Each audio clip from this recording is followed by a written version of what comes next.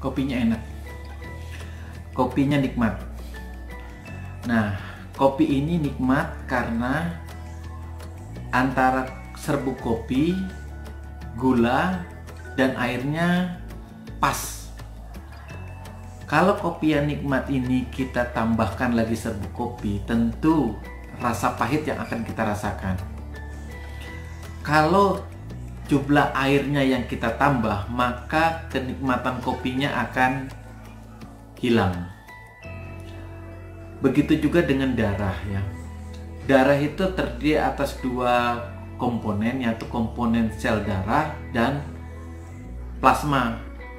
Jika komponen darahnya bertambah, baik sel darah merahnya, trombositnya, ataupun sel darah putihnya, tentu kekentalan darahnya akan bertambah. Jika plasma darahnya berkurang, misalnya ada kasus-kasus seperti demam berdarah denggi di mana ada terjadi rembesan plasma, akan mengakibatkan kekentalan darahnya meningkat yang dibuktikan dengan peningkatan hemoglobin dan hematokrit. Penyakit-penyakit tertentu yang disertai peningkatan daripada sel darah itu misalnya pada kasus leukemia, kasus penyakit polisitemia vera atau trombofilia. Nah, kekentalan darah ini akan menimbulkan gejala. Gejalanya itu memang tidak hanya ditentukan oleh adanya kekentalan darah, tetapi juga bisa disebabkan karena sirkulasi. Nah, darah yang berasal dari ventricle atau jantung sebelah kiri, itu darah itu banyak mengandung oksigen dan nutrisi yang dipompakan pertama ke otot jantung agar otot jantung bisa bekerja maksimal, dan darah itu diedarkan lagi ke seluruh tubuh. Nah, tubuh-tubuh yang membutuhkan ini, organ tubuh yang membutuhkan ini, disitulah terjadi pertukaran antara oksigen dengan karbon dioksida. Karbon dioksida diangkut melalui pembuluh darah vena kembali ke jantung, tepatnya jantung di sebelah kanan. Dari jantung sebelah kanan dipompakan lagi ke paru-paru, di situ terjadi pertukaran antara karbon dioksida dan oksigen. Lalu darah yang mengandung oksigen kembali lagi ke jantung di sebelah kiri, begitu seterusnya. Jika terjadi gangguan pada salah satu komponen, baik pompanya, pembuluh darahnya maupun kekentalan darahnya, tentu akan menimbulkan gangguan berupa misalnya terjadinya sakit kepala setengah atau disebut dengan migrain, penglihatan berbayang dengan telinga yang berdengung, badan-badan rasa lemas. Nah, keluhan ini bisa disebabkan termasuk oleh komponen darah.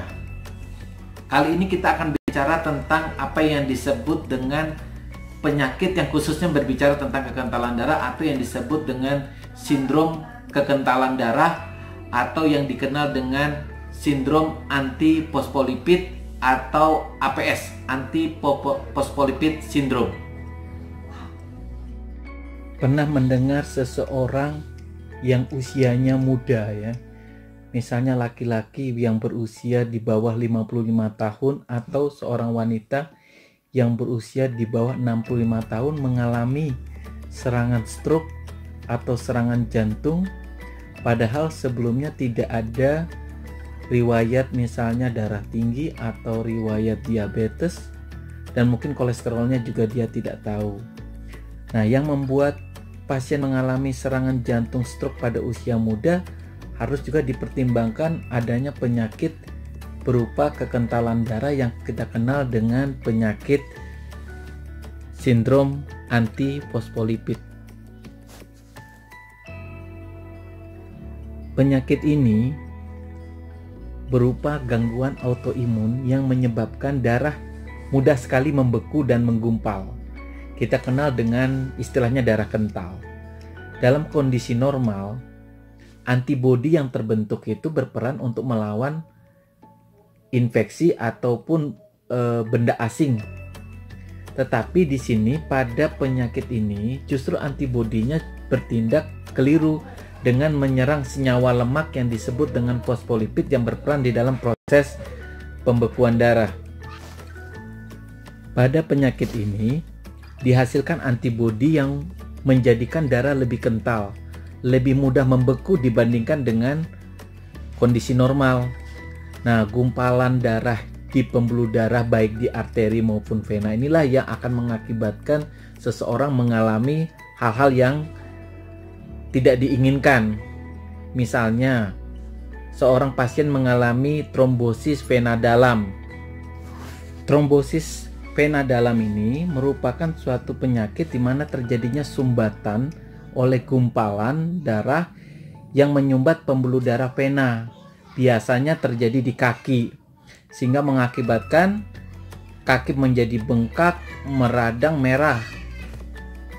Ketika sumbatan dari trombosis vena dalam ini terlepas, dia mengikuti aliran darah, dia bisa mengakibatkan sumbatan pada pembuluh darah arteri paru.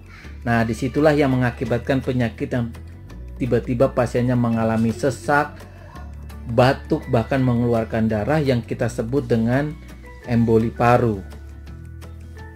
Gumpalan darah yang menyumbat daerah rahim itu bisa mengakibatkan seseorang mengalami keguguran atau komplikasi kehamilan seperti kelahiran prematur serta preeklamsi dan eklamsia.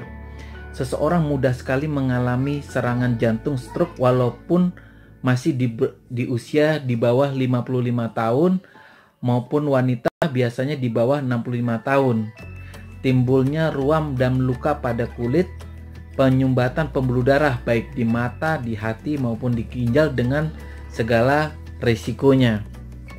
Seseorang dengan menderita sindrom antifosfolipid itu juga merasakan gejala-gejala seperti misalnya kesemutan pada lengan dan tungkai, lemah, kelelahan, sakit kepala yang berulang, gangguan penglihatan ganda, gangguan ingatan, bisa gangguan bicara, gangguan gerak dan keseimbangan, dan mudah mengalami memar karena pada penyakit antifosfolipid ini ternyata ditemukan kadar sel trombosit yang rendah.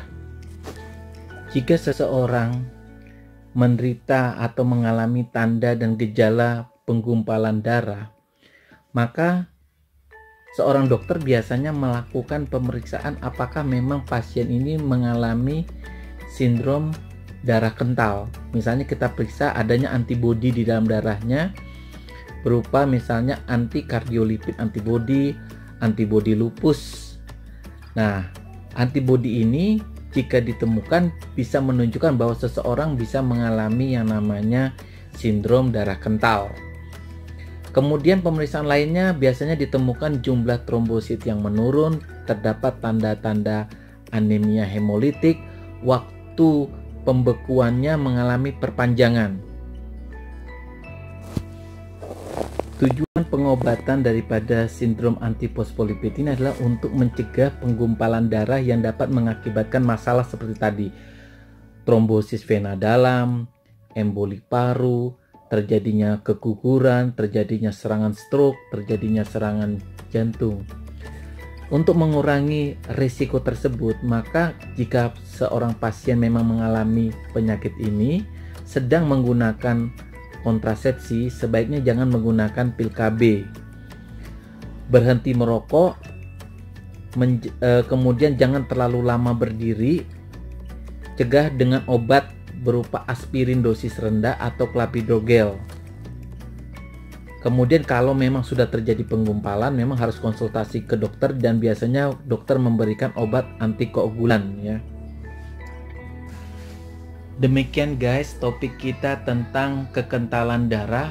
Jangan lupa subscribe, like, dan kasih komentar.